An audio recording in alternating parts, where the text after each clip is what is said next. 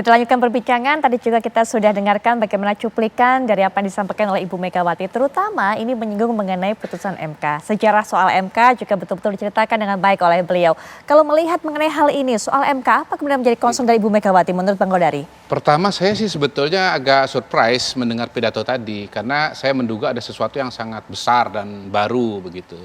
Tetapi kalau mendengar pidato beliau, ya menurut saya sih nggak ada sesuatu yang baru ya. Banyak yang mengatakan normatif aja? Iya, normatif saja. Dan bahkan tidak menyebut nama kan. Saya pikir tadinya mau menyatakan bahwa PDI Perjuangan keluar dari kabinet misalnya begitu. Itu sesuatu yang besar kan begitu. Nah kalau lihat pidato ini kan sebetulnya kalau nggak membaca konteks dan tidak berada pada konteks 2023 akhir, ini saya menduga Bu Mega ini sedang pidato kebudayaan di Taman Ismail Marzuki. Kan tiap tahun tuh ada acara pidato kebudayaan yang disampaikan oleh orang dari berbagai macam latar belakang ilmu dan profesi begitu. Betul. Karena sangat-sangat normatif dan sangat-sangat umum. Yeah. Tetapi menurut saya cara kita melihat Bu Mega ini pada hari ini ya seperti bagaimana adanya. Ya beliau kan walaupun mengatakan saya sebagai warga negara, presiden kelima, tapi titik tekannya sebetulnya menurut saya adalah Ketua PDI Perjuangan. Beliau ini adalah pelaku politik aktif. Pelaku politik aktif dan adalah kingmaker. Kingmaker, salah satu kingmaker yang ada sekarang ini yaitu pasangan Ganjar Pranowo dan Mahfud MD begitu. Jadi ya saya melihat pidato Bu Mega ini walaupun dikemas dalam konteks lembaga kebudayaan ya kalau nggak salah ini ya. Badan Kebudayaan salah satu organ di PDI Perjuangan, lalu kita lihat banyak simbol-simbol di sana.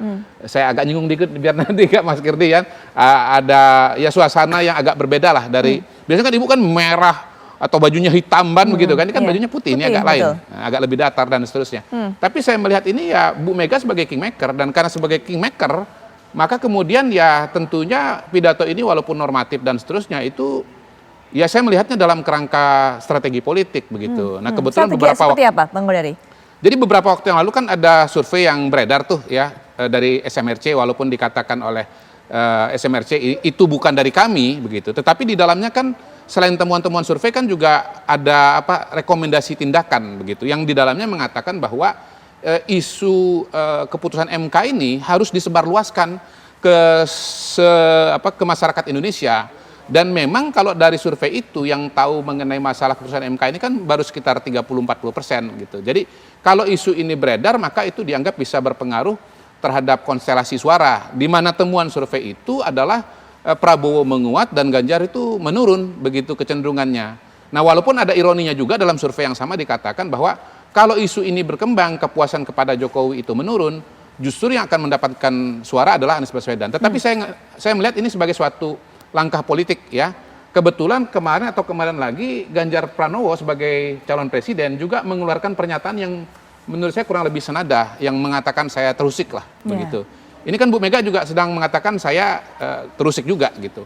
Walaupun mohon maaf Bang ya, Bu Mega itu bukan yang melahirkan MK, yang melahirkan MK itu adalah konstitusi, amandemen konstitusi yang ketiga kalau nggak salah, dan itu dijelaskan oleh Bu Mega. Dan Bu Mega itu memang ya tadi terlibat dalam prosesnya, ketuanya adalah Pak Jimli Asidiki. Tapi poin saya adalah ketika Bu Mega di kalimat-kalimat awal mengatakan ini adalah titik terang ya, cahaya terang dalam kegelapan demokrasi, maka otomatis beliau mau mengatakan bahwa ya ini adalah ya sebuah tembakan politik kepada yang pasangan Prabowo Gibran, kira-kira begitu. Baik, nah Mas Kidi juga mungkin bisa berikan pandangannya kalau seperti dikatakan tadi oleh Bang Kodari juga, kalau isi pidatonya hanya normatif saja, tapi kemudian dari gesturnya juga tidak ada seperti emosi yang kita saksikan kalau Ibu Mega ini pidato di depan para kader-kadernya. Oke, kalau kita bicara bahwa apa yang disampaikan oleh Bu Mega itu adalah sebuah pidato politik, ya itu ahli-ahlinya abang-abang kita di sini lah ya pasti. Bagaimana cara beliau menyampaikan ini menarik. Kalau kita bagi menjadi dua bagian, kan pidatonya kira-kira kurang lebih 9 menitan tuh, gitu. Saya udah ngitung bahkan 5 menit pertama itu titik tekan tiap menit itu paling cuman antara 3 sampai 4. Titik tekan tuh misalnya kita harus atau nadanya neken. 5 menit pertama. Itu dikit atau banyak berarti? Dikit. Karena 4 menit terakhir itu di atas 5 masing-masing. Jadi saya melihatnya agak beda nih. Memang ini adalah sifatnya tanda petik normatif. Yeah. Tetapi normatif itu kalau kita dalami lagi, kita telisik lebih dalam lagi, yang awal itu narasi, membangun sebuah mempersiapkan di mana titik setelah 5 menit kelima, yaitu kata-kata tepatnya itu misalnya ketika bilang korupsi, nepotisme, kolusi seperti itu mulai itu ceger gitu. Artinya apa? Bagian depan itu beliau persiapkan itu buat ngasih tahu yang di belakang. Yang di belakang ini ngasih seolah-olah bahasa gampangnya ngasih tahu bahwa jangan sampai salah. Kita pernah loh dulu ngalamin kondisi ketika kayak tanda petik istilahnya secara halus mengatakan tidak demokratis, penuh intimidasi dan sebagainya. Dan itu buat saya bisa mengarah ke salah satu pasangan calon yang punya masa lalu yang ada hubungannya dengan rezim zaman dulu gitu, kira-kira seperti itu. Itu satu. Yang kedua, walaupun pernah jadi cawapresnya. Gitu ya. Nah, kalau kita bicara tentang ingatan tersebut, ya, jadi buat saya apa yang disampaikan Bu Mega itu memang sifatnya pasif agresif, nggak secara langsung, tapi nyodoknya ngehook nih.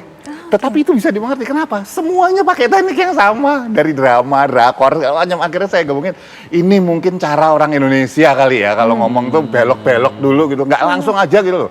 Siapa sih yang lu maksud drakor, ceger gitu. Siapa yang lu maksud dengan intimidasi, ceger, gitu aja sih. Reshuffle kabinet gitu. Iya, langsung gitu aja langsung. Pakai pura-pura baik segala macam. Kadang-kadang kan rakyat Indonesia yang lihat saya sepakat kata-kata Mas Kodari dan Bang Ruth bahwa orang Indonesia itu pintar, cerdas gitu. Sama Bang Daniel juga, orang Indonesia udah cerdas gitu. Kita ngelihat kayak gitu kan ngerti juga gitu sebetulnya. Iya, walaupun banyak belok-belokannya ya. Iya, tapi nggak ada nobody dare gitu, nggak berani untuk addressing the elephant on the table in the room gitu. Nggak berani nyebutin secara jelas ke orang ini.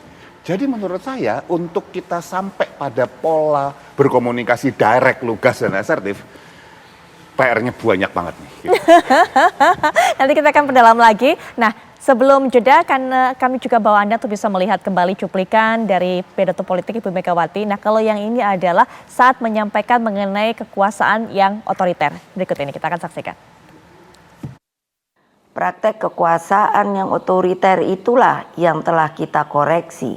Maka melalui reformasi, janganlah lupa, lahirlah demokratisasi melalui pelaksanaan pemilu presiden dan wakil presiden secara langsung dan terbatas, serta undang-undang tentang pemerintahan yang bebas dari nepotisme, kolusi dan korupsi. Apa yang terjadi di Mahkamah Konstitusi akhir-akhir ini telah menyadarkan kita semua bahwa berbagai manipulasi hukum kembali terjadi. Itu semua akibat praktek kekuasaan yang telah mengabaikan kebenaran hakiki politik atas dasar nurani. Rekayasa hukum tidak boleh terjadi lagi. Hukum harus menjadi alat yang menghadirkan kebenaran. Hukum harus menjadi alat mewujudkan keadilan. Hukum harus menjadi alat mengayomi seluruh bangsa dan negara Indonesia. Dengan keadilan inilah kemakmuran pasti akan bisa diwujudkan. Karena itulah terus genggam erat semangat reformasi itu. Jangan lupa terus kawal demokrasi berdasarkan nurani.